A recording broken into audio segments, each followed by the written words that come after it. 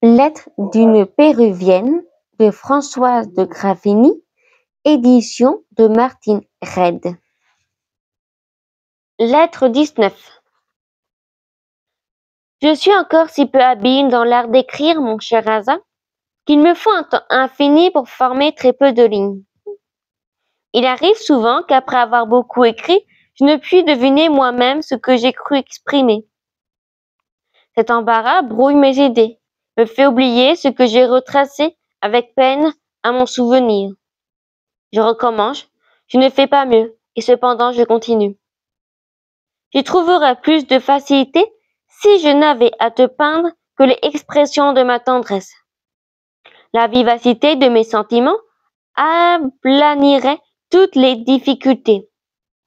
Mais je voudrais aussi te rendre compte de tout ce qui s'est passé pendant l'intervalle de mon silence. Je voudrais que tu n'ignorasses aucune de mes actions. Néanmoins, elles sont depuis longtemps si peu intéressantes et si peu uniformes qu'il me serait impossible de les distinguer les unes des autres. Le principal événement de ma vie a été le départ de Déterville. Depuis un espace de temps que l'on nomme 6 mois, il est allé faire la guerre pour les intérêts de son souverain. Lorsqu'il partit, j'ignorais encore l'usage de sa langue. Cependant, à la vive douleur qu'il fit paraître en se séparant de sa sœur et de moi, je compris que nous le perdions pour longtemps. J'en versai bien des larmes.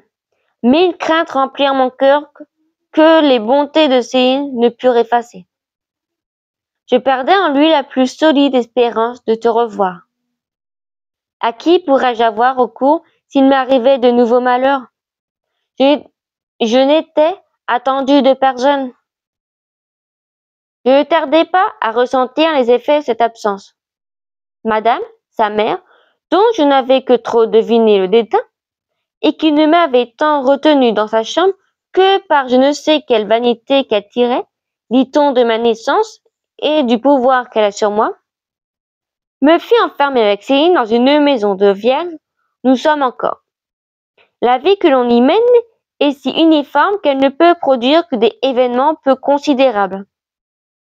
Cette retraite ne me déplairait pas si, au moment où je suis en état de tout entendre, elle ne me privait des instructions dont j'ai besoin sur le dessein que je forme d'aller te rejoindre. Les vierges qui l'habitent sont d'une ignorance si profonde qu'elles ne peuvent satisfaire à mes moindres curiosités.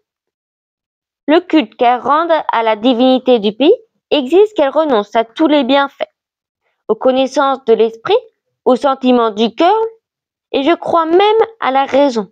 Du moins, leur discours le fait-il penser. Enfermées dans les nôtres, elles ont un avantage que l'on n'a pas dans le temple du soleil.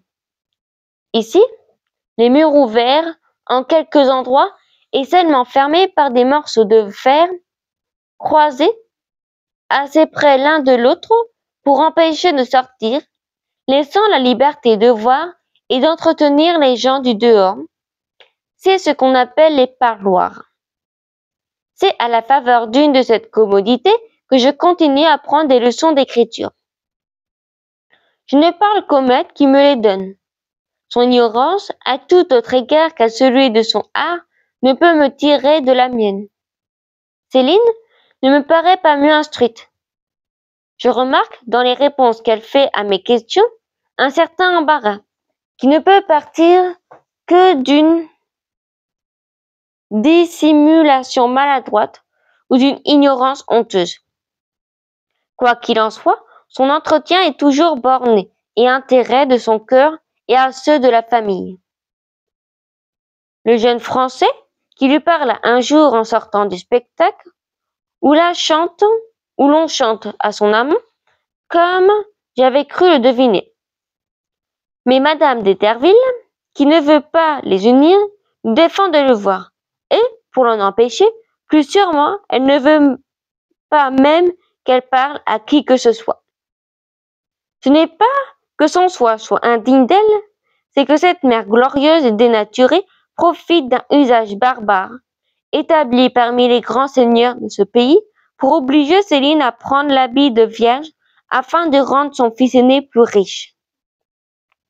Par le même motif, elle a déjà obligé d'Éterville à choisir un certain ordre dont il ne pourra plus sortir dès qu'il aura prononcé des paroles que l'on appelle vœux. Céline résiste de tout son pouvoir au sacrifice que l'on exige d'elle. Son courage est soutenu par des lettres de son amant, que je reçois de mon maître à écrire et que je lui rends. Cependant, son chagrin apporte tant d'altération dans son caractère que, loin d'avoir pour moi les mêmes bontés qu'elle avait avant que je parlasse sa langue, elle répand sur notre commerce une amertume qui écrit mes peines. Confidente perpétuelle de sienne, je l'écoute sans ennui, je la plains sans effort, je la console avec amitié, et si ma tendresse réveillée par la peinture de la sienne me fait chercher à soulager l'oppression de mon cœur, en prononçant seulement ton nom, l'impatience et le mépris se peignent sur son visage. Elle me conteste ton esprit, tes vertus, jusqu'à ton amour. Machina même, tu ne lui sais point d'autre nom, celui-là a paru plaisant et le lui ai laissé.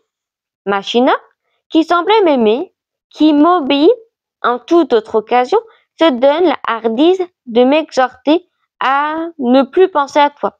Ou, si je lui impose silence, elle sort. Céline arrive, il faut renfermer mon chagrin. Cette contrainte tyrannie met le comble à mes mots. Il ne me reste que le seul et pénible satisfaction de couvrir ce papier des expressions de ma tendresse, puisqu'il est le seul témoin docile des sentiments de mon cœur. Hélas, je prends peut-être des peines inutiles, peut-être. Ne sauras-tu jamais que je n'ai vécu que pour toi? Cette horrible pensée affaiblit mon courage, sans rompre le dessein que j'ai de continuer à t'écrire. Je conserve mon illusion pour te conserver ma vie. J'écarte la raison barbare qui voudrait m'éclairer. Si je n'espérais te revoir, je périrais, mon cher Hazan. J'en suis certaine. Sans toi, la vie m'est un supplice. Fin de la 19e lettre.